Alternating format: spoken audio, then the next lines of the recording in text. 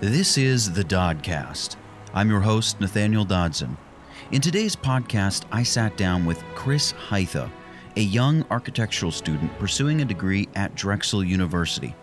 I first noticed Chris when I stumbled across the incredible photography he has on his Instagram feed, hytha.cg, a unique blend of highly edited, foggy, urban photography, almost always taken from unique angles, from the sky, or hanging from the side of a helicopter. In our discussion, Chris and I will talk about juggling photography as a hobby with the demands of a full-time student, what his mother thinks about him dangling from a helicopter, his future in the photographic field, and we even steal an idea from another podcast and try it here for the first time, and a whole lot more on this, the first episode of the Dodcast. All right, we are rolling. Ladies and gentlemen, I've got Chris Hytha with me today, who I invited as a guest on the podcast because I saw your Instagram work. Well, it's not really Instagram work. It's work that you're showing on Instagram. Super, super cool stuff. And not only did I think it was cool architecturally, I guess you could call it architectural photography, right? Yeah, I'd say so. You're photographing some architecture, but also the post-production side of it. And I'm a sucker for Photoshop and Lightroom and all the post-production that goes into it. So can you just start out, tell us a little about yourself, what you do, and let's get to know you a little bit. Sure. Yeah, so I'm an architecture student here at Drexel, and I got into photography freshman year. That was my way really of like capturing this excitement I had just living in the city of Philadelphia. So I'm still doing architecture kind of full-time, and photography is a growing hobby that tends to take up all the free time I have left after architecture. I know what that's like. Mm-hmm. But yeah, definitely, like you said, it's architectural photography. My background in architecture clearly influences my work. And the post-production side, to address that, I see Philadelphia in this kind of like fantasy way. I remember when I was a kid, when I would come here, it was just like, I was so overwhelmed by the scale of everything, the amount of people, because I grew up in the suburbs. So I wanted to capture that by making these dramatic scenes, dramatic light, all of that. That's super cool. And was it something, were you doing photography as a kid? Was it something you've done for a while? Parents introduced you to it, or you just picked up a camera one day? No, I always sketched as a kid. So I had some art background. Photography really just like snuck up on me. Like I decided to get a camera because I saw these night pictures, and I was shooting on my iPhone, and I realized I couldn't really that started because I climbed a building in Center City, and I took these pictures on my iPhone, and nothing happened, it was just grainy, you couldn't see what it was. All that climbing, nothing came of it. Right, yeah, so I realized I needed to figure out how to take pictures to document the views that I was seeing, so I downloaded some long exposure apps. Those didn't really work. Then my brother had like a 10-year-old camera, so I borrowed that, and I just slowly got more and more into it. And now it's 2.5, 3 years later. It's pretty insane when you see the difference between a cell phone camera and a camera. Mm-hmm. And then even when you go, are you shooting full frame? I just bought a 60 Mark II yesterday. Well, it came in the mail yesterday. Nice. So I remember when I got my first full frame camera, and I took it into a studio. I lit up whoever I was shooting that day, photographed them, and then just took the files into my computer, zoomed into 100%, and was like, what in the world? This is crazy. And then I proceeded to take 100% scale screenshots and email them to all my buddies who didn't have full frame cameras. Yeah. And I'm like, you got to get a full frame camera right now. This thing is insane. Well, I never really understood full frame as far as resolution, because the megapixels is the technical like size of the files, right? But then full frame gives you like the bigger sensor, low light. Yeah, it's just that bigger sensor. I mean, it makes a huge difference having the bigger sensor, low light capability, sharpness and detail, and then you attach some good glass to the front of that camera. Mm-hmm. Ooh, it's magic. And you got some L series glass, so you wait till you take that puppy out and start taking some photos. It's crazy too, because you think about the photos you've shot on the camera you have, and you're like, I've gotten some good stuff. Mm-hmm. Okay, I've shot some cool stuff, right? I like what I've shot. But then you zoom into 100%, and it's kind of like nobody really sees the 100% crops except the photographer for the most part. You're going to want to look at the 100% crops of a full frame sensor camera photos because it's every time. The only thing that's been similar to it was the first time I picked up a phase 1 camera and shot with that, where I just kept zooming in and I'm like, there's her eyelashes. Can I keep going? Can I keep going? And it's like just sharp. Yeah, it's great. It's crazy. Yeah. It was insane. To that point, when I look back at old photos, I regret not upgrading sooner. And that's why I decided to, spend the money to upgrade, because they're once in a lifetime locations. And I look back and I realize, like these shots aren't even like really printable because the ISO is too high, or, I had to crop to get the composition right. And that is the worst feeling in the world, when you love the shot in the moment, but it wasn't captured well enough to reproduce or to be really happy with it. Now, I think I've seen I think it was on your Instagram, you use the hashtag not a drone shot or something like that, or you specify. Or I think it's you that I follow who does that. You specify it might look like a drone, but I was flying or whatever, whatever it is. How is it like? Do you just have access to a lot of the buildings around the city? Is it something where you got access once and you're just kind of filtering the photos out? Do you have regular access to places? Like what goes on in terms of getting access to just high places that you can look down on? It's a lot of everything. It's a lot of luck. It's a lot of planning. And it is sometimes shooting a ton and then filtering. So people think I'm on rooftops every day, and it's not the case. You're stuck in an architectural boardroom. Exactly. Yeah. Stuck at my 9-to-5 job. I wish I was more often. But a lot of people think of it really kind of from a narrow perspective and think, how do you get up? Like, they're too scared to even walk in and ask. So they DM me and they say, how do you get it to all these places? And I just say, think creatively, think outside the box. Think of all the people that have access to buildings or could use photos. I'm learning now that like real estate people or people who manage apartments, they're always looking for photos. So I have in the past pitched free photos for access to locations, which I'm sure professional photographers probably hate me for this because it kind of devalues the craft. But for me, it's worth it. I think getting access to a unique location is what I love. And I'm not doing photography professionally, so I don't feel... Right. Yeah. I mean, the market, whatever the market dictates, right? What do they say? It's worth whatever the market's willing to pay. So if you're and it's like you said, it's more of a business stepping stone where I'm going to use this, gain access. I'm building a little bit of a portfolio, and who knows where this turns out to go in the future. You're an architectural student now. Who knows? I feel like being able to photograph buildings and architectural stuff in general maybe possibly could end up being a valuable tool to just have, 100%. In your back pocket there. Yeah, I've already seen a lot, the crossover of photography into architecture, and I think all creative fields in general, they all kind of just mush together, one and the same. So in architecture, we do renderings, and a lot of people don't think about composition. And interestingly, our rendering programs have photography lingo, like there's f-stop and there's focal length, and people who aren't into it have to learn that to be able to use these programs. But just, being able to compose a nice image for an architectural rendering is key step. I want to go back to the drone thing.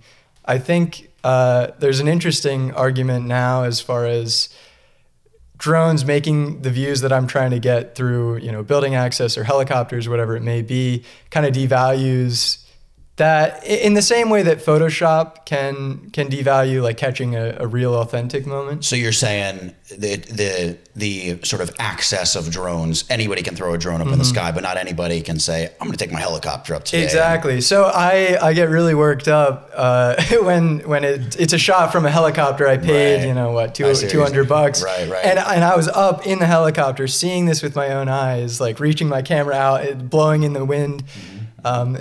And then someone says, oh, nice drone shot, which would be, you could imagine some guy like in his car looking down at the tiny little screen. Well, is the pilot, do they ever like turn around and say, Chris, get your hands back in the cockpit. What are you doing? Well, get that camera back in here. If that thing falls. I have to plug Sky River Helicopters who I saw you mentioned them on your Instagram. Yeah, so they're local, I guess? They are. They fly out of Northeast Philly. Okay. And it was such a casual situation. You would imagine for a helicopter ride, there'd be lots of paperwork, lots of restrictions. So of course, like the email to set it up, I made sure we could shoot with open doors. I wanted to figure out if I could change lenses mid-flight. You can imagine a lens could fly out of a helicopter and hurt someone. Yeah, I imagine. So we get there. There was little to no paperwork. We just walk out onto the tarmac or the runway, whatever. Go to the helicopter. We see that there are doors on it, and we're like, not cool. And it was pretty cold too. So we asked the pilot like 5 minutes before takeoff, like, hey, can we get these doors out of here? He was like, sure. I mean, it's like 20 degrees, but whatever you say. So he got the doors off, and then we could kind of dangle our legs out, reach out, do whatever we wanted. I've never been up on like a photo helicopter thing. I've been in like small Cessna planes and stuff. But I've had people tell me that you don't realize how terrifying it is when that thing banks and you're on the open side of the doors where you just feel like, yep, there's the ground and I'm just kind of floating up here. Well, so yeah, like I said, open doors, and when you bank, it's just the seatbelt holding you in. Like you're trust. Like that's the ultimate game of trust. And even scarier, the seatbelt's like a typical like bus seatbelt or plane seatbelt where you pull a latch. Kind of ratchet lever across. Yeah. So I was just imagining if I reach over to change a lens and I bump the seatbelt with my elbow and it unclips, I'm going to die. So, we wouldn't be having this interview right now. Exactly. and it's funny thinking back, I was so entranced at photographing the city and just like, yeah. And to that note, half my pictures are unusable because I didn't think about my settings. So I was shooting at 125 millimeter, like 40th of a second. Whoa. Which, not good. Or maybe it was... A helicopter moves around a little bit. Not good. Lots of blurry shots from that day. Wow. But I was so excited and so like I didn't want to miss a single moment of that trip. I took 600 pictures. That's very cool. How long were you up? It was 45 minutes. Wow. So that's a lot. That's a high shot to minute ratio. Yeah. Well, and that's why I didn't change my settings because I was too busy shooting. And I remember too, right before we went up, something happened with my focusing. I like changed a setting and I didn't know what I changed and it was different. I don't know what was happening. I wasn't sure if it was autofocusing. That could have been an issue too. Gotcha. So I just got some new lenses and new gear. So I'm definitely thinking of booking another one. Cool. That's right. Yeah, and it's still cold out, so you can still go up for the well, the hopefully wait till spring. I think that'd be a little bit nicer. I got it. That makes sense. Mm-hmm. That's pretty cool. So are you part of any like photography clubs? Do they have groups at Drexel? Because you're a student at Drexel right now. Yeah, not really. I've taken 3 photography classes here at Drexel, but primarily self-taught. Yeah. And were the photography classes any good, or is it kind of... Yeah, they were. I actually used them as an excuse to go out and shoot because I have my architecture responsibilities. And you still get credits toward your degree. Exactly. Right? Yeah, it's great. It's best of both worlds. So I would feel guilty when I go out to take photos when I should be doing work. Right. But this way I could go out and I would take the same photos I would take without the photography class. Mm-hmm. And I'd take them in the same types of locations. I've posted, shots I took for photography class on my Instagram. And it just was the best of both worlds for me. So I think I learned during the process just because I was out there shooting, but I could have learned just as much kind of not in the class. Is there a specific photo that sticks out to you in your mind that you're like, that's my favorite photo that I've ever taken? Yeah, for those of you listening, you might want to check out the YouTube because we'll bring it up on screen now. Yeah. So there's one that kicked off my cloud edits. There's some people that know me as the person who photoshops clouds. The cloudy into pictures. Guy. Exactly. Yeah, the cloud edits. So there's one photo. And I'll definitely send it to you so you can pull it up. What's in it? Like, what can you describe? Well, I'll show it to you now too, just so you have some reference. All right. I have to confess, the first time, and I'm slightly embarrassed to admit this, considering the fact that I am a Photoshop guy, the very first moment I saw one of the cloud edit photos, I was like, Philly doesn't get fog like San Francisco. Yeah. How in the world did this happen? What day was this? Mm-hmm. And then I don't even think it was right away. Like I just kind of like, oh, interesting, double tap, on to the next thing. And it wasn't until later that I was looking like, oh, this son of a gun. Yeah, this then is all edited in there. Okay, I see what's going on. But it still looks cool. This is the photo. I think I very originally did it maybe a year and a half ago. And that was a drone, right? No. No, this was the tallest building in Philadelphia, the Comcast Center 2. I was on the 55th floor. Fun story about that shoot. I was sick. I saw it snowed outside. You can barely tell from the picture, but there's fresh snow on the ground. Okay. I was sick as a dog, and I knew I had to get out to get these shots. So I was up on the 55th story. There was no glass on the building, so the cold wind was blowing in. I was coughing and sniffling. I was just bundled up in the corner of this construction site, and I was waiting for the right moment when the city lights start to kind of overpower the sunset. So I got up there early, so I was sitting there in the cold for 30 minutes or so. Just to make sure you stayed sick a couple more days. Yeah, really, it didn't help. But yeah, you brought up an interesting point with Photoshop. I have gotten comments just like, oh, it's not real or it's fake. And I always want to be honest about it. I think that's the way to handle it, because if someone thinks it's real and they buy a print or they support the photo, then they're kind of supporting it for the wrong reasons.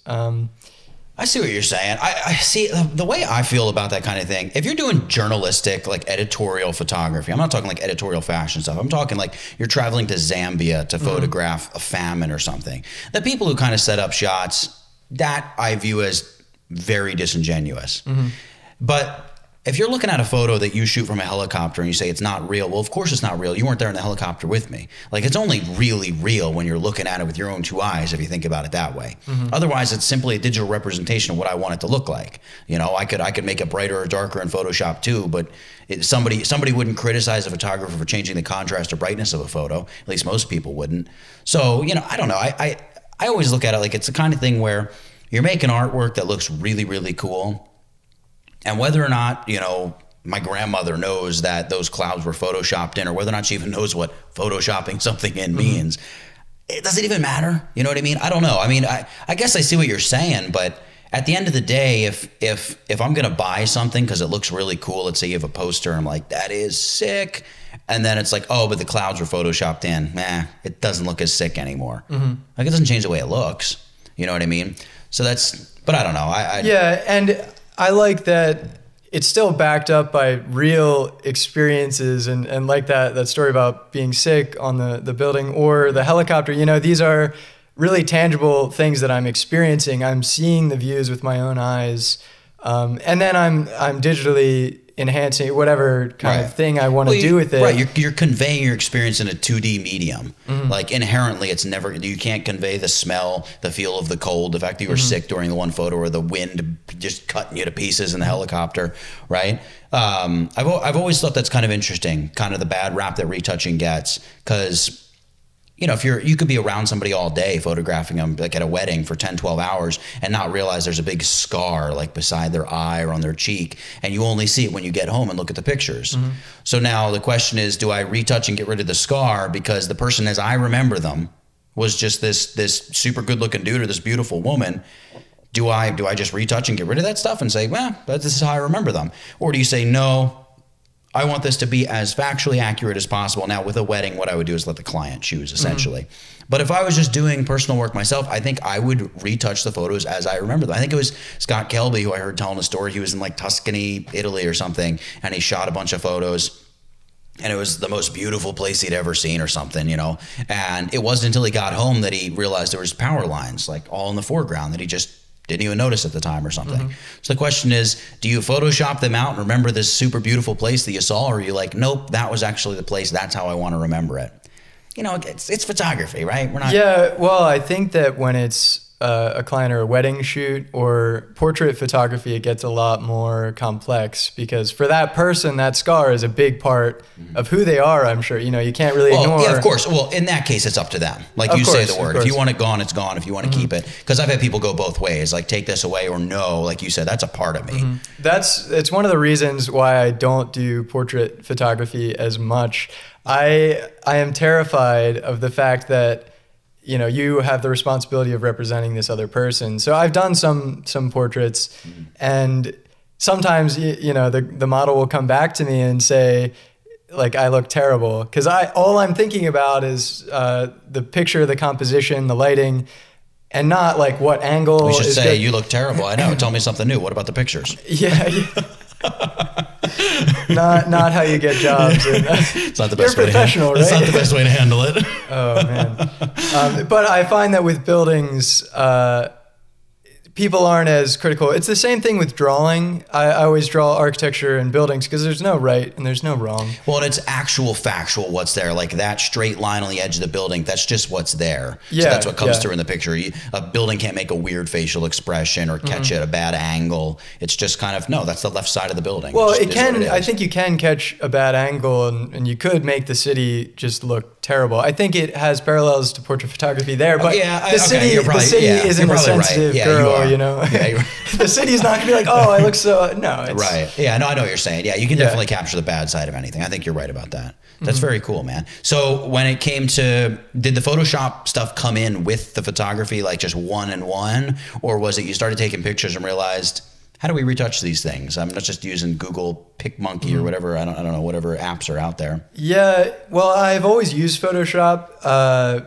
It started out the Even very before first photography? Yes. Okay. So it started out the very first time I opened it was I did a sketch, and my art teacher in, I don't know, junior year of high school said, "Oh, you should try to add texture, add color, whatever in Photoshop." So, you know, they were terrible. They were really bad. Bevel and emboss. Yeah, but in architecture school, I started using Photoshop a lot more.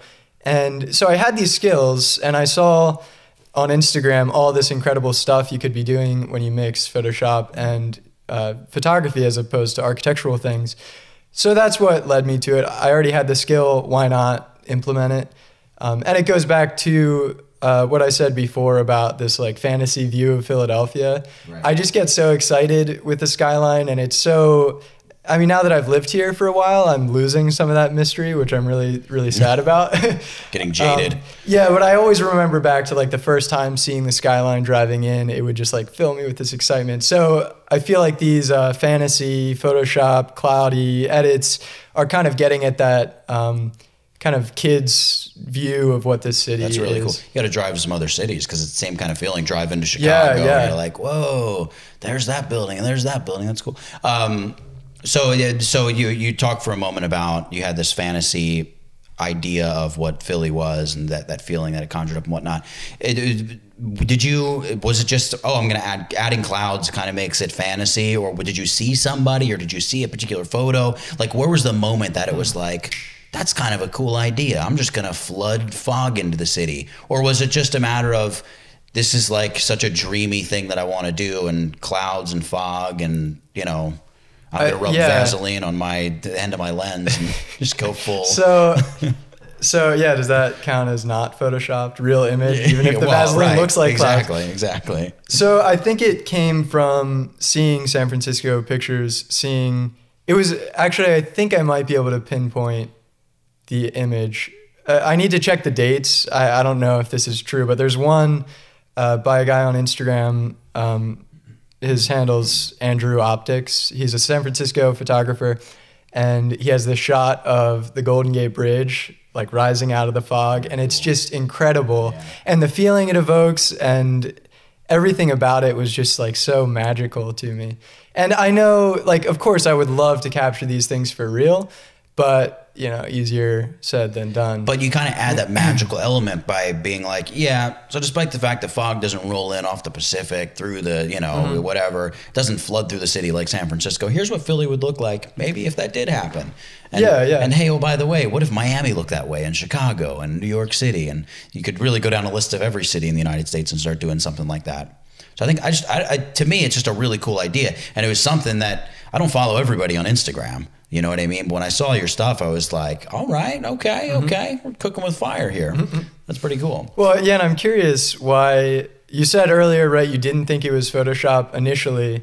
And then as you kept scrolling, you realized, which that's one thing I feel like if you look through my Instagram, it does become obvious. I know exactly. And I know exactly where the moment it was that it flipped. There was a picture that you did where I think you went backward on the clarity slider and tried to add a little glowiness to it. And I'm like, Photoshop, Lightroom, that's what's going on here. Yeah.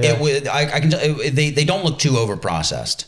There's 2 photos in particular that stick out in my mind that I remember looking at and being like, okay, I can 100%, like I would have seen that right off the bat if I had seen that. But the bulk of the images, if you're just looking at them in passing and not thinking, oh, well, these clouds are obviously photoshopped in, you wouldn't, I feel like most people would be like, whoa, that is just a crazy shot of Philly. Well, that looks so cool. I'm wondering for you, that it made it less interesting when you knew it was Photoshop because you're a guy who's No, I actually made me more interested. Yeah, because then I started looking at, all right, there's how he's making the buildings fade through the clouds. Oh, look, the bottom of Logan 1, he just used a mask at the bottom of that and it's just painted right away when really it should be going through the clouds a little bit more. So I started noticing some things like that, but it's not at all a detriment to what you're doing. I just kind of like now I kind of know what I'm looking at, but it still is, I mean, I'm not angry when I see one pass by on my Instagram feed. I'll put it to you that way. Yeah, I'm happy to hear. I don't want to anger anyone on it. If you get angry because of my photos, unfollow me. Have you ever been kicked out of a location that you were trying to photograph? Oh, yeah. Like climb up somewhere? Or ever been arrested? No.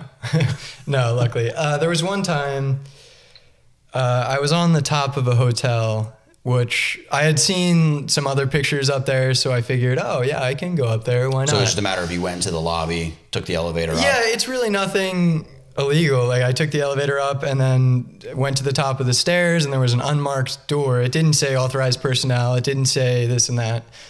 So I opened the door, then there was a ladder and a hatch. So there's no sign. So it's like, yeah. Everybody comes through this way, obviously. Exactly. I don't know. I'm looking for a bathroom. I'm looking. Take the ladder and hatch route. Yeah. So, and I went up there with a friend of mine, and we came maybe 2 hours, 1 hour and a half before sunrise or sunset. Sorry. So we wanted to wait for sunset. So we were up there, kind of jumping around, dangling, and doing stuff that would make the hotel staff just thrilled to have. Yeah, it wasn't really dangerous stuff. There was like the building edge and then a screen that's only 5-10 feet off the ground. So we were like sitting up on that. So it wasn't super risky. But because it's risky to me. It's a screen, 5-10 foot drop. It's whatever. Because the screen is above the roof, people saw us up there and called the hotel and said like, hey, there are people up there. So there's always a concern of people being on roofs to like jump off. That's just one thing I'm always conscious of. Insurance, I'm sure hotel insurance is not thrilled. Yeah. So after that, the hotel security came up and they asked, "Are you residents here?" We said no. Do you have permission to be up here photographing? And we're like, no, but we didn't see anything that said we couldn't. Open. Yeah, so they were pretty okay. I mean, of course, they said you need to leave, whatever. Oh, but they were pretty cool with you overall, though? Yeah, I think it's a lot about how you act towards them. If you're respectful and if you're understanding of the fact that, like, this could be a liability issue, or you just acknowledge the fact that even though it wasn't really illegal, I'm in the wrong. I'll do whatever you want me to do. So it was pretty okay. But now that I'm working full time and I'm trying to make the photography I do more professional and being able to work for clients and work for buildings or apartment managers, I have veered away from that side of things. And after that incident, I just felt a little bit uncomfortable about it. Yeah. So I play it pretty safe nowadays. Gotcha. Remember, we just talked about before. You don't want to play it safe. You gotta find the hatch in the ladder again. Yeah. Oh no. Complex. Speaking of getting clients and commercial work and stuff, what do you have you reached out to agencies about representation, or are you just, I'm gonna put out a lot of stuff on Instagram and my blog and my website and just let that be out there continually permeating? Do you reach out to anybody? Do you scour LinkedIn for potential customers? What do you do in terms of? Yeah, to preface this, photography is still just a hobby, and I want to keep it a hobby. I feel like once it's professional, you stop enjoying it as much. And I have my main job. I don't need this to be a professional thing. I want it to be fun.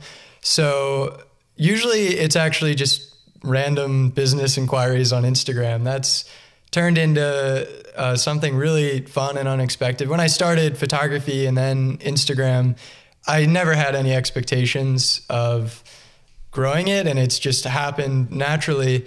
And then along with that, exposure as people wanting to work with you. So I love these random DMs of like, oh, we're having a artist showcase and we want you to be involved, or we're making this Philly magazine and we'd love to have you as a featured artist. So a variety of things. And from that, I've worked with clothing companies, actually only one, and I wasn't happy with it. It's just so unnatural for me. It's not. Wait, like, so you were photographing for the clothing company? Yeah. So I was taking pictures of a model, a guy who's modeling the clothing. And that's not what I do. Were you putting clouds in around his feet or anything? Yeah, I should have. I think that would have made You just got to go the full style. So that and portrait photography, I've done a little bit. I think only 2 paid photo shoots, and I was really uninterested in it because the reason I do photography is because of my feelings towards the city. Like, it really has this energy that inspires me to go out and create. Whereas taking pictures of people, I know a lot of portrait photographers are really connected to like other humans, and portrait photography, you're trying to capture these emotions. And I understand that totally, but it's just not what inspires me. Got it. Okay. Huh. That's pretty cool. So is it something where you obviously want it to continue being a hobby? You don't see yourself slowing down. Well, maybe slowing down a little bit as work and things take off, but if given the opportunity to hop into a helicopter again and go shoot the city, you would? Yeah. So right now, the professional work I want to be doing is the stuff that like actively facilitates my goal and my mission. So working with a helicopter company, I have a deal with the company I went with where it's just, if I refer enough people, I'll be able to have a free ride, which I don't know if I'll ever get to that referral count. And that's the company that you plugged me for? Yeah. So I'll probably just pay to go again because I enjoyed it so much. Well, unless enough people watching this can, go get some helicopter rides. Exactly. So it's working with helicopter companies, doing like a promotional story for window washers, anything that involves the city high up or just Philadelphia in general. Get me into a high place and you've got me. Exactly. And it's like, I'm willing to work for free to help me get into those positions. Now I've been told a lot that offering your services for free actually might hurt your chances of getting a big job because you come off as less professional. I'm wondering how you feel about that. I think I heard Chase Jarvis put it this way. I've never had a $500 client turn into a $50,000 client. So the same could be applied to free, right? Like, in all likelihood, when you give somebody a little tasty taste for free, usually they take the little taste and they move on to find their next taste. Mm-hmm. That's what I found. However, when I first started photography, all I did was free shoots. I did like 200 or 300 free portrait shoots. Yeah. And from that, I probably ended up getting almost $100,000 in work over the course of 2 years, right? And it was all that directly from the free stuff. And then there was additional stuff that came in through my website where people saw blog posts, or I'd reached out to agencies and things like that and just said, hey, here's my work. If you have a job that comes across that looks like it fits the style of stuff I do, I'd love to at least be in the running to, place a bid for the job or whatever. But yeah, I don't know. I'm not one of these photographers that's like, never work for free. You devalue yourself. I look at it like a tool. Don't work for free when it's a job you should be getting paid for. That's the way I look at it. If you're just getting started, do as much free photography as you want. And if a professional is so threatened by that, as a professional, your work should be so far and away better than this free photographer stuff that it shouldn't even be a threat. And somebody whose budget for photography is zero, they're never gonna pay you $15,000 a day to come out and shoot their stuff anyway. So are you really missing out on a product? I think where the argument can be made is, let's say you have a startup that pays nothing for photography. They actually get some decent stuff, and then it's decent, but it's not like super high level professional. And their business takes off, and it becomes kind of, oh, look, such and such a company's photos were only this good, so why do we need to pay and hire you to do these super great photos? Mm-hmm. But again, I think that's another case of the market choosing what it wants to value. And as a photographer, maybe it's time to find a way to innovate, and you can't just go and charge $15,000 a day for the blasé albeit technically perfect and amazing photos, you need to do something to innovate. You know, people aren't going to hire you for something that kind of anybody can go out and do. So if you have some kind of unique something, or you deliver something a little extra, or your customer service experience is so over the moon. Like I talked to and have listened to some talks with and actually talked to photographer Matthew Jordan Smith. He's a fashion photographer out in LA. He like worked with Tyra Banks before she was ever big. He's photographed Michael Jordan. Like his resume is insane. He's photographed some super incredible people. And one of the things he talked to me about was just the way he treats people when they come into his studio and what he does to make them feel at home. And he told me this story about Oprah. Where she showed up for a photo shoot one day, right? Just casually. Oprah shows up at your studio, right? But she's showing up. He's photographing for the cover, I think, of her book at the time. And she brought with her two little dogs. Two little dogs with her. And they come running into the studio. And he just like randomly, with a Polaroid or something, snaps a photo of these dogs bounding across the studio, the light coming in behind him, the whole bit, whatever. Just shoots this photo of these dogs. And later on, after the shoot's over, I don't know if it was days or weeks or maybe months later, whatever, he just sent a copy of this photo to Oprah with a little note. Hey, I'm thinking about our shoot. We had such a great time. I got this cool photo of your two dogs. You seem really connected to them, whatever. I don't know. A lot of this is me paraphrasing. I just wanted you to have this photo, right? Never heard back from her. Nothing. 10 years or something like that later, I think this was the early 90s. Then in the late 90s, early 2000s, her dogs died. Then she reached out to him and said, hey, I just wanted to send you a little thank you note. That photo you sent me years ago, those dogs, it's been on my nightstand this whole time, and those dogs just died. And I just wanted to tell you that photo meant a lot to me. Wow. Like, that's an insanely powerful story. But that's where as a photographer, who's Oprah going to think of first when she thinks of a photographer? Boom, I got my guy. You know, so what are you doing as a photographer to make yourself stick in the minds of a client? And I think, oh, by the way, you interested in becoming an architect, what are you doing to stick in the minds of your potential clients? You know what I'm saying? And it's that's the kind of stuff I ask myself.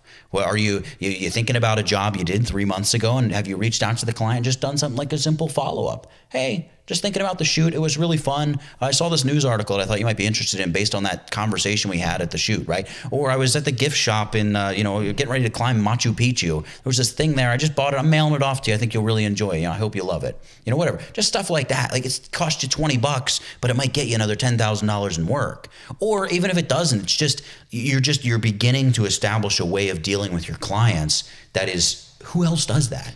It's something extra that justifies the amount of money you might be charging them. And my personal stance on it now is, if I'm having fun, because this is just about like personal development and enjoyment and being creative, I'll accept payment or I'll work for free. I'll do whatever if I'm put in a place or given an opportunity that I enjoy. It's like, absolutely. I'm doing this because I love it, not because of anything you're doing, not because of the money, not because and I think there's a level of humility too, because you're not like, my photos, they're going to change the way everybody thinks about photography. So the fact that I'm giving these photos away for free, and by the way, you don't give your photos away for free, you sell prints, right? Mm-hmm.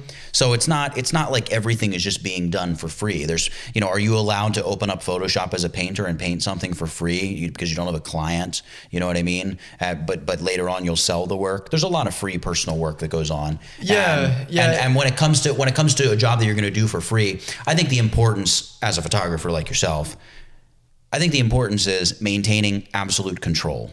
So yes, I'll do this for you for free, but I have the say on everything. I own the copyright to the images. I can do whatever I want with them whenever I want to do it with them. And I get to have an active hand in whether it's styling or creative direction or whatever it may be, right? In terms of the shoot. So you're getting something out of it as well. Mm-hmm.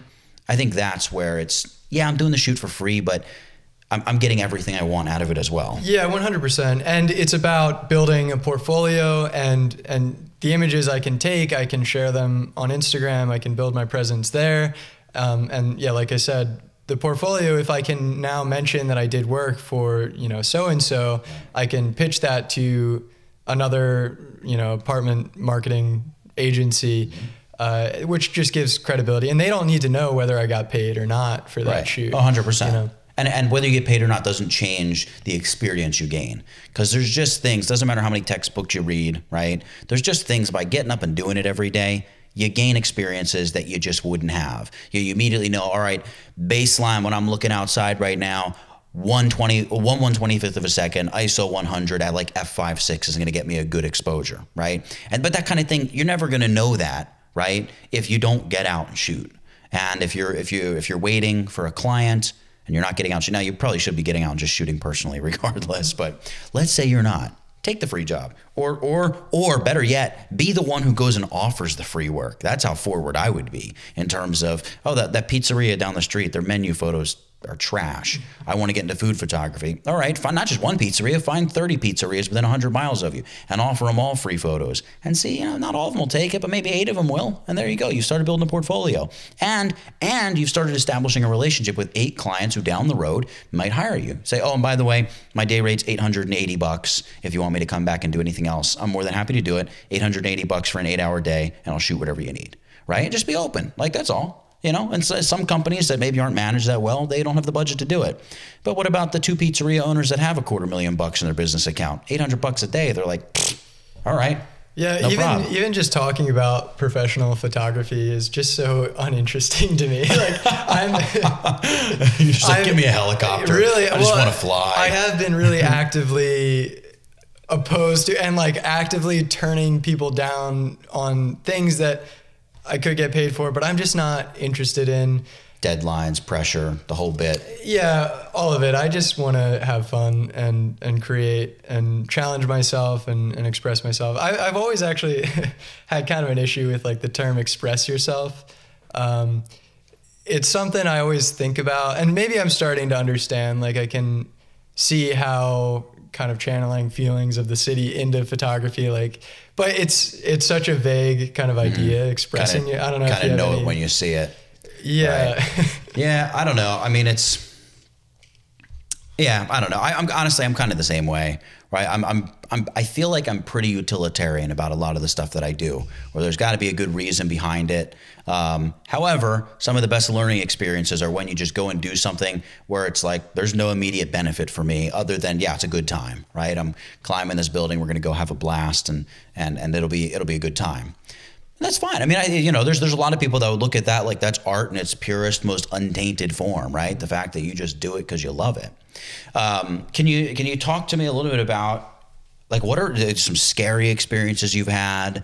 I mean, if you're around the edges of buildings, I've done photo shoots on the top of buildings sometimes, and there's a small part of me, I'm not worried about myself going over the edge, but I'm worried about a gust of wind coming and taking a light stand and boom, 20 stories down to the ground. Mm-hmm. Somebody probably just died, and that one's on me. Yeah, it's never happened, that's but scary. It's something I think about. So for me, I've never really been scared of heights. And I still am not. I feel like you can have control over the situation to some extent if you're confident that like the building's not going to crumble underneath you or walls. The wind is kind of scary sometimes because that's something you don't have control over. But I always think like when you're sitting kind of on a ledge, we all know how to sit. When's the last time you were sitting and you just fell? Like it doesn't. So it's really a mental thing of being scared of it, and if you do fall, you might die. But people don't fall when they're just sitting. So thinking about it that way kind of eases the nerves. But I'm more worried about other people being involved because then it's out of your control. So whether that's like getting mugged, getting robbed, and losing all your camera gear, I'm scared of that. Or just being in bad situations. I used to go to a lot of abandoned locations in Philly, and I've had a couple experiences running into some shady people, which luckily turned out okay. I'm still here, the camera gear is still here, everything's fine. But yeah, I'm more worried about that. What does your mom think about it? Is she cool with it, or is she like, I tell her don't ever show me that picture again. That sounds exactly like my mother, actually. She's not a fan. But yeah, I just say it's Photoshop. That person wasn't actually on the ledge. It's okay. Gotcha. That's cool. So the plan is just definitely pursue the architecture, keep photography as a side hobby type thing. and just kind of keep pressing forward with it? No, I would say I want to merge the two. There's a whole field or whole side of architecture called architectural visualization that's all about just expressive, evocative images of architecture. So it's basically a firm designs a building and then they send their model out to this other company and they create the visuals. So they're all about the light, they're all about the story, they're all about the composition. It's all photography. And the difference is they're creating the environment. The firm creates the environment and then they are creating the ambiance. So I actually do like the extra step on top of photography. I sometimes have trouble with the fact that you're just capturing what already exists. I know there's definitely art in that, in composition and timing and everything. But doing it for architecture, like you're creating something. You're creating an environment and a mood and a tone of an image that didn't exist before for the purpose of showing those ideas to a client. So those are kind of like when you see such and such a team is building a stadium and you see that like space age looking render. Yeah, exactly. They're all about just like looking top of the line, beautiful imagery. So I'm really interested in that, and I think it really is a hybrid between these two things in my life. How is that done? Is that something where you use AutoCAD and you then texture things, or is texturing done in something like AutoCAD? I'm stepping way out of where I'm normally living. Technically, I don't know who's interested in this stuff, but somebody maybe. Yeah, we use Rhino for architecture. Okay. It's a 3D model. Yep, I know what that is.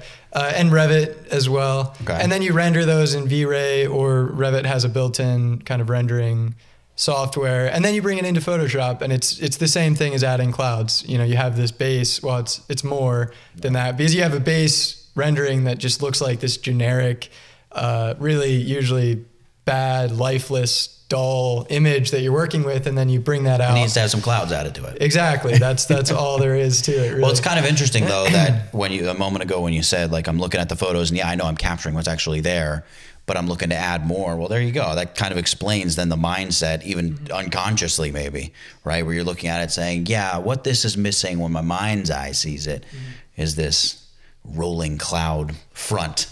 Yeah, well, I just want to add something more. I want to be creative. So, of course, taking pictures of these buildings, I didn't design them. I think a lot of the credit for these pictures goes to the architects of the buildings. Like Liberty 1 and 2 in Philadelphia, I can't get enough of those buildings. They're beautiful. And the way that the light catches on them and how sunset, the light reflects in the buildings, that's all because of the architects. They made conscious decisions to create these incredible moments. And then I took a picture of it, big whoop. It's like, no, these guys built these, 60-story, I think Liberty 1's 57. I don't know. They built these buildings. Like, I think a lot more credit goes to them. So I want to add whatever I can to enhance it and add something of my own, rather than it feels like plagiarizing a little bit, Mm-hmm. Yeah, but what do they say? Good artists copy, great artists steal. Oh, of course. So steal away. Of course.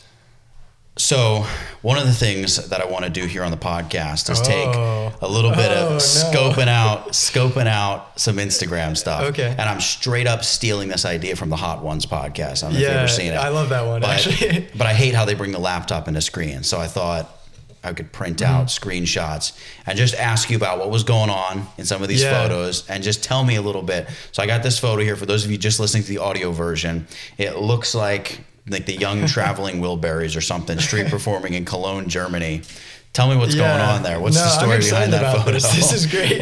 What's the story behind this picture? So, like I mentioned, my family's musical. So growing up, we had a family band because my mother and father always performed at, farmers markets or hotels or whatever. They always had gigs. And as we were growing up, they needed a bass player. They needed someone on drums. So we all kind of took these roles, and that led us to this, which the family band, we called it the Hytha Fam Band, right? Really great. We toured around Europe in association with Atlantic Bridge, which is this outreach program. Basically, my parents knew them from back in the day. They had a band. So we were invited to come out, and for 1 week we were playing for this international youth conference with kids from all over the world. We were like the house band, And then the other week we were traveling around Europe, just staying in hostels or with quick interruption. people. Yeah. Were your parents in this group, or was it just the 4 kids? Yeah, my parents were there. Oh, okay. As well. So it was the 6 of you. That's kind of cool. So this was the week when we were out traveling, and we were in front of the Cologne Cathedral. What's that cathedral Oh, the called? Kölner Dome, I think it's called, right? Just this massive cathedral. Right. I know what you're talking about. It's huge. Yeah, so we were street performing and there were crowds gathering, and I really love this picture, and I love like the communication. Is that the Cajon? Yeah, that's so that's my brother on the left and my sister on the right, and we were just having a great time. What's it like checking that thing in baggage? I don't know. It's big, right? Yeah, Is that its own I don't know if case? we had a case. I think we might have brought it bring it in on the your plane. carry-on. Yeah. I think it was a carry-on. When things get boring, 9-hour flight over to Germany, you just start beating away. I like how you. Too. Yeah, I'll give you a few of them. We got a bunch of them printed out. I like how you specifically put that you made 55 euros. You even made some money. Yeah. That's very cool. Yeah, so I got a couple more here. So I'm assuming. I want to touch on this. Finish. This is way before photography. You can see like the crappy Instagram filter. Oh, I noticed that. The vignettes. It's your very first image on Instagram. That's part of. Not good. Yeah. I figured that. Yeah. So this is the Sky River helicopters. Again, book a flight. If you guys book enough flights, Chris gets a free flight. So book some flights with them. Just a sick. I thought it was like the end credits for like Doom 4 or something when I first saw it. It's like very post-apocalyptic looking, but it also reminds me of Los Angeles. It looks like a Los Angeles sunset. It does. Such a cool picture. So one just little note about this picture. I think like a week ago it was featured on Moodygrams, which it's funny, but it's like the mecca of Instagram photographers, right? I don't know if you're familiar with it. Don't they have like 400,000 followers? No, they have a million right now. Oh, really? Yeah, wow, they just hit a million. I think I must have started following them when they had that much. Yeah, so they're just a feature account and they repost other photographers. So I've had 3 photos there. And all my photos that get featured there just have a special place in my heart, just because I think on their Instagram it has like 30,000 likes wow. So just a lot more engagement. So it's awesome to see. You get a healthy amount of engagement on your account though. You're getting in the thousands, right? I try my best, but the feature account's up. Anyway, about the picture. That's the cold helicopter ride. Yeah, so this was flying back. This was after the 45 minutes. We were heading back to the airport. And you go slow around the city for photography, but when we were just booking it back, we were going like 100 miles an hour at least. So this picture, I was leaning out and reaching my camera all the way out. I had my neck strap like wrapped around my arm, and I don't know how this turned out crisp. I mean, it's shot on a 70D, so not full frame, not good low light performance. So it's. You can see the ISO. Is this your 24-105 you were shooting as well? I think it was a 10 to 18 wide angle. Okay. On the 70D. But yeah, I don't know how it's as good as it is because this is post sunset. Sun is down. My hand was shaking back and forth, in the wind. It's not the camera that makes the picture; it's the photographer. That's how it's good. Yeah, so really happy with how this one turned out. It's very nice. I was looking at this. I was confused. I've never remembered seeing this in Philadelphia. What part of Philly is that? So. This actually was, I don't know how you missed it. I don't know how you did. So this was also taken on the helicopter ride. It's the interchange on I-95 in Northeast Philly. So I shot that shot looking just down on it. It was a normal shot, whatever. And the other shot, it's a composite, obviously. I figured. The other shot is taken from the Spring Garden Bridge. Okay. I know where that is. Yeah, so you're right above the right down the traffic. Street from where you are. And this shot I took last year, I think. And basically I was just flipping through my Lightroom catalog. I saw this shot, and like something clicked and I put them together. Yeah, because I thought it was very cool the way you joined them. And then, of course, you have to have the clouds come right across the middle so we can't quite see how you drew the road together. Tasteful but it just clouds. works. It works, dude. And it's cool. My favorite part about this image, too, is these orange strips. Yeah. How they mimic the other orange strips of the interchange. Yeah. And that was totally just like almost by accident. It was just a happy accident. And then in editing, I intentionally made these like the same color as this, and I brought them out, and I emphasize that. But it's sick. Really and like I said, just to reemphasize, for those of you watching the YouTube version of this, you're seeing these photos appear on screen here. For those of you watching the audio, boy, are you missing out. Mm-hmm. This is really cool stuff. I'm interested in this photo here, mainly because I love the cinematic nature of the light. And I always find that when somebody shoots an object or a person shadow side toward the camera, it always renders a really cinematic look. So that side of One Liberty, and this is just a really starkly lit shot of a small portion of the Philly skyline that we're looking at here. What was this? I'm assuming this had to have been either sunset, sunrise, you shot this, but what was your thinking behind the post-production side of it? Because it's not necessarily overly colorful, but there's a lot of contrast. Like the range between your darkest shadows and your highlights is very broad. Mm-hmm. So if I hardly even remember what the raw file of this looked like, but usually for cases like this, I'll see this light. I mean, I can tell I shot it at sunset. And I believe this was from Comcast 2.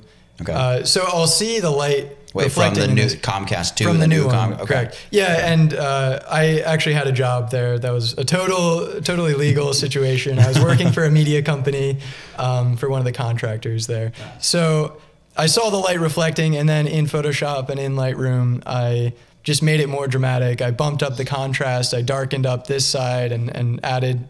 I think the sky here is a total composite. That day it was just like a blank sky. Yeah, no good. You can see the clouds in the background, of course. always have to have the clouds. And they're less of a part of this image, but the reason, and actually I should explain the reason for like my love of clouds and fogs. One of the reasons that is, it simplifies composition. So here in the background, there was this busy texture to the left of little tiny lights on the buildings, which can be cool. But by adding that layer of clouds, I drew more focus to the light. Yeah, it almost pulls it off into a world of its own. Mm-hmm. Yeah, no, I agree. That's pretty sick. I love the light, the way it falls in that photo. And you know, location light is my thing.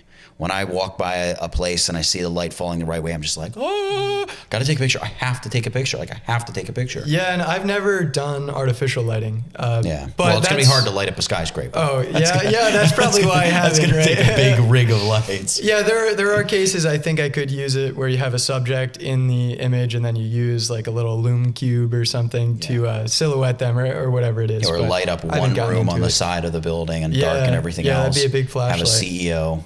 Well, no, you just light up from the inside. If you have access to One Liberty, you light one single office from the inside, and then in post-production, darken the rest of the building.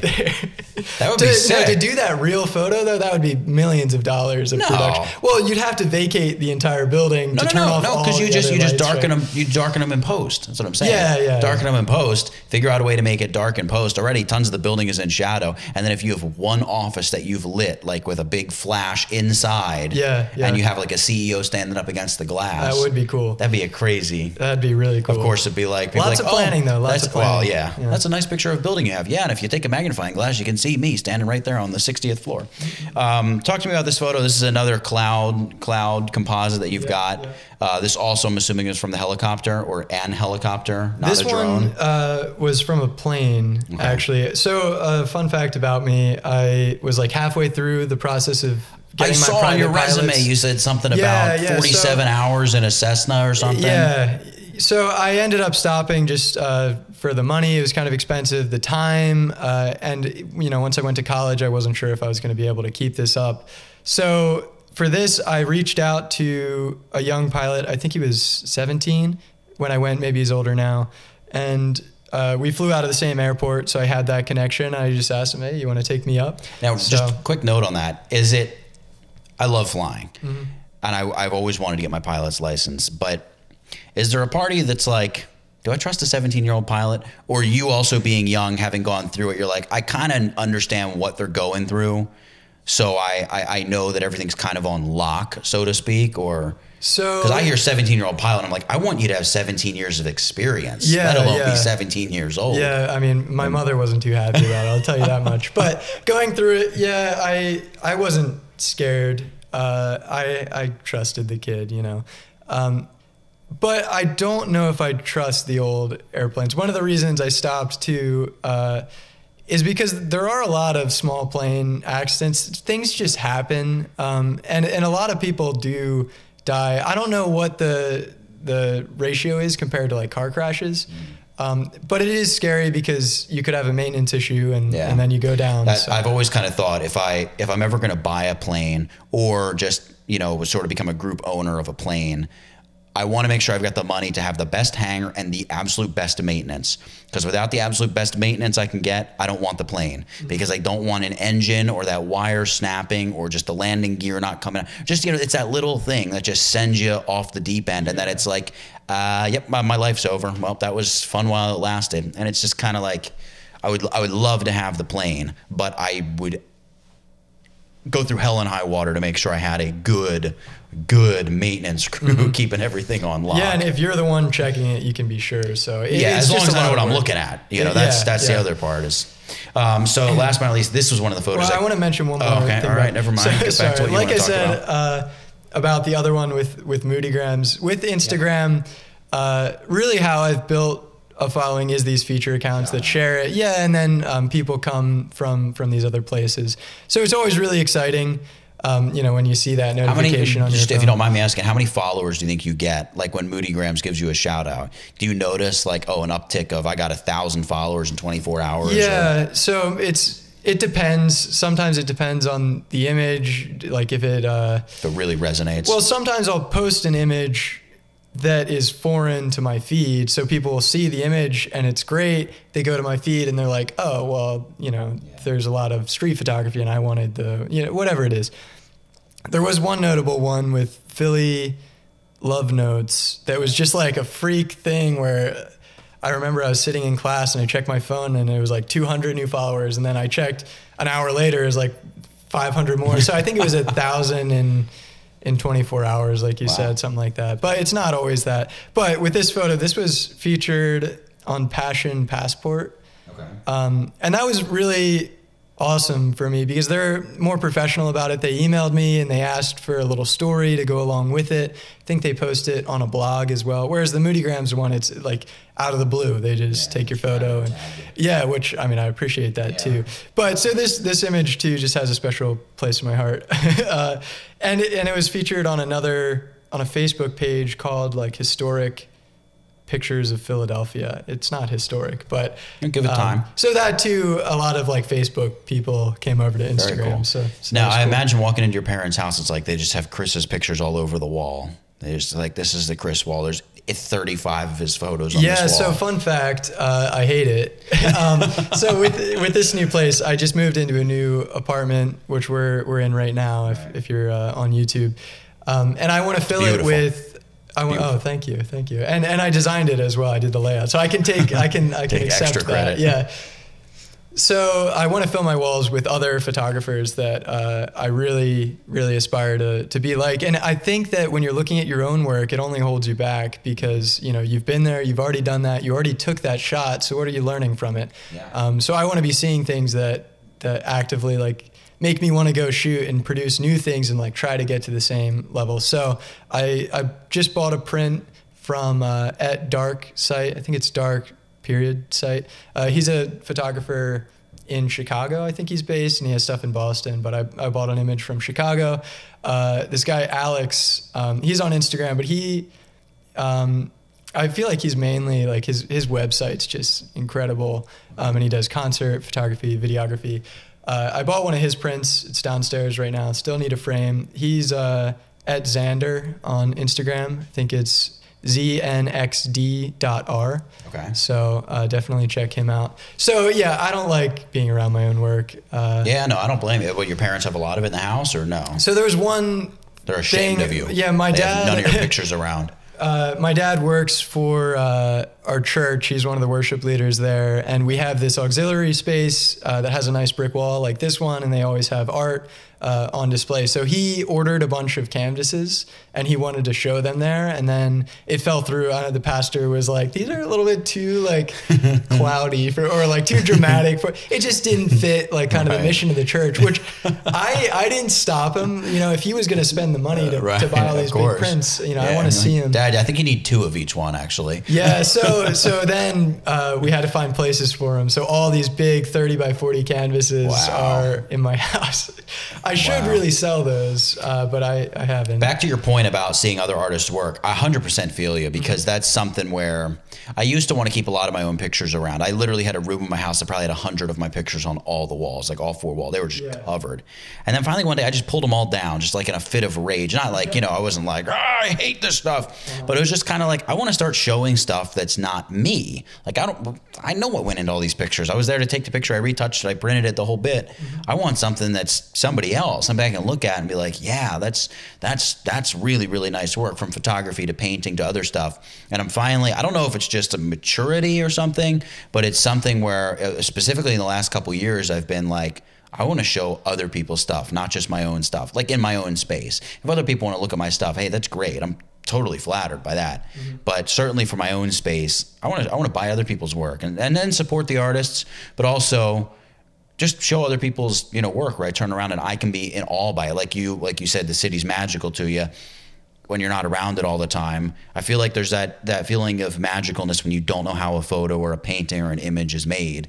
Where you're just turning, you look, and you're like, man, that's really good. That's really good. Yeah, anyway, there's a mystery to it. Yeah, for sure. So this was one of the photos that I looked at that I was finally like, all right, the jig is up. These are photoshopped. And it was, I think this is a more recent photo, but even before, I knew before that. But this one in particular was kind of like, if ever there was a doubt, now there is no doubt. It's a great photo.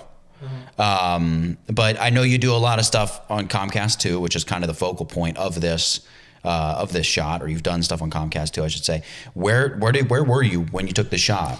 Some people thought this was a rooftop, which it's kind of believable because it is like in that height range, but this was from the helicopter. Oh, okay. This was a chopper shot as well. Yeah. Okay. And this was one that's questionably blurry, like from that issue I said with the settings I was shooting. Oh, for focus. Too short. Okay, because see, I thought I could tell it looked soft on Instagram. Yeah. But this is one where I was like, man, why is he going to wreck a good photo by sliding backward on the clarity slide? I'm a very judgmental person. Yeah, okay. And whenever I'm looking at something, I'm you like, need strong opinions. Why did they, I would have done it this way. And then I'm like, but I didn't take the picture, so shut up and deal with it. Yeah, so, in this print, this is a little bit bigger than Instagram. You can definitely see it. And that, to some extent, might be the resolution. A low quality printer as well. But it's definitely soft. And this is what inspired me to like upgrade my gear. I don't want to miss out on moments like this. And I want to just be more serious about taking photos that can be reproduced, that I'm super happy with the quality and everything about them. As opposed, sometimes I just shoot for Instagram, and that's a really dangerous habit because then you're cropping heavily.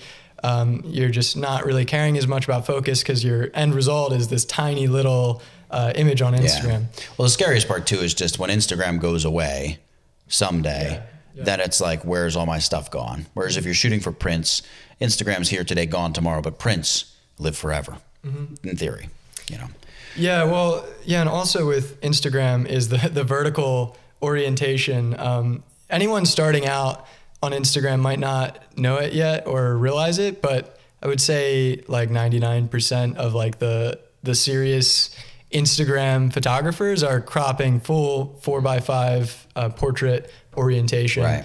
And shooting with a different camera. Oh, 100%. Yeah. I don't know if that's obvious. Maybe some people think it's all it should be obvious, but it should be. Yeah, no, there's definitely, for those of you that are not aware. Yeah, but it's really unfortunate because I used to love the landscape orientation. It's just more cinematic. I like how you can get more in the frame that way.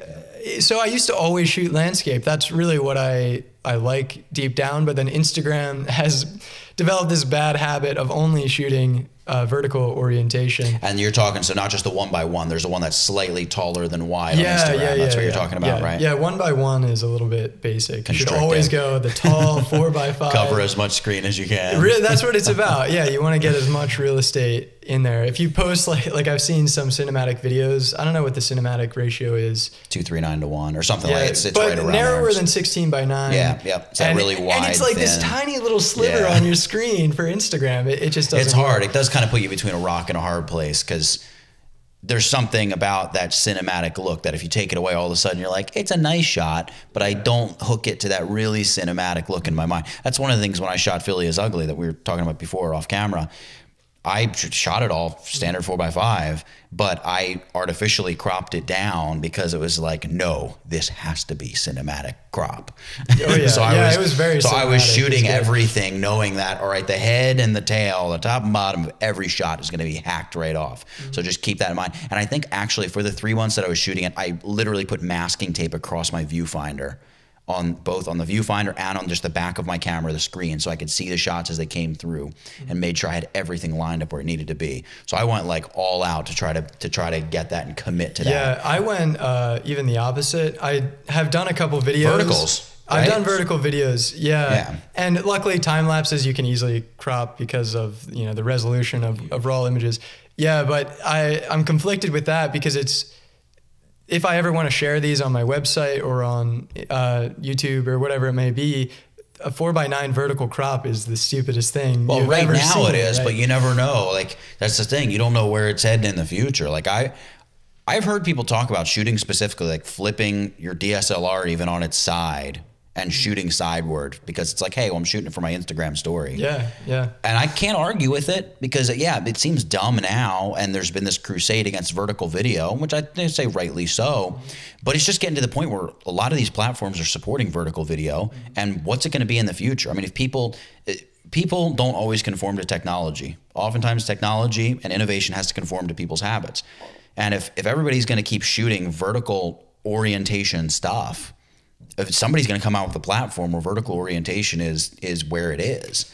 Yeah. And it's going to work. It's hard for us to envision it now, but like we couldn't envision the iPhone before it was a thing either. Everything's impossible till it's done. Yeah, that really gets to kind of a deep issue of like this era of art and production being dominated by vertical composition because a phone ergonomically works as a vertical medium. And then that shapes like our culture and all the media that we're consuming and producing. Right. Well, and kind of interesting. It goes to your point of, am I making the artwork and shaping it this way to share it? Or is this like, this isn't probably how I would have created the artwork. Mm-hmm. Right. But then again, if Da Vinci paints a 36 by 24 inch canvas, why didn't he make it 37 by 42? Well, because he had a 36 by 24 canvas. Yeah. So sometimes if the medium restricts you, why do you use oil paint and not watercolor? Well, because he had oil paints that day. Mm-hmm. That's what he wanted to use. So he was limited by that. So I find that to be an interesting kind of, maybe call it a conundrum, but it's like an interesting restriction, limitation on the creative process that I don't necessarily even look at it as a bad thing. Mm-hmm. I look at it like, as an artist, I can still create what I want to create and work within the confines of the restriction that I'm given. Yeah, you need to work with it. And if you want to recreate an entire VR world at this point, in theory, you can do that too. Yeah. It's just not many people are going to be able to see it. I think an important thing nowadays is to make your work physical, bring it out of the digital realm. Whole different ball game when you see your work printed. So I love printing images. I think you learn so much. You are a lot more careful with your editing, with your retouching, because you're going to see these details really big. And for printing or art in the real world, I think the horizontal composition isn't going anywhere. Like on any wall, it works a lot better. But there's also the vertical. There's the portrait orientation that's been around for thousands of years, right? Mm-hmm. I mean, that's what's kind of interesting to me about the whole thing is why do we get hung up on horizontal video as opposed to vertical video when there's nothing against a horizontal photo? Is it just because every screen we have is wider than it is tall? What happened? Dell has monitors. A lot of manufacturers have monitors that rotate up, and you can flip them right up. So what happens when people start using monitors like that? It looks funky to me now, but you kidding me? My great grandfather, if he saw me looking at an iPhone, he'd be like, "What are you doing? Are you a little whippersnapper?" You know what I mean? I know everything looks crazy until it's not. Everything sounds crazy until it's not. Coca-Cola would sound like the dumbest statement in the world if it wasn't for the fact that there's this whole company and brand behind it as well. McDonald's, are you kidding me? McDonald's? Like what? If you just like totally take that word into the abstract, it sounds crazy, but it's a billions and billions and billions of dollar brand. Yeah, it's their marketing paying off. It's kind of wild. All right, man. We're probably going to wrap this thing up. Yep. I appreciate you coming out here and being a part of it. It's been a lot of fun. Yeah, thanks and for it's inviting me on the show. Kicking this thing off strong. Awesome. All right, everybody. We'll see you in the next one.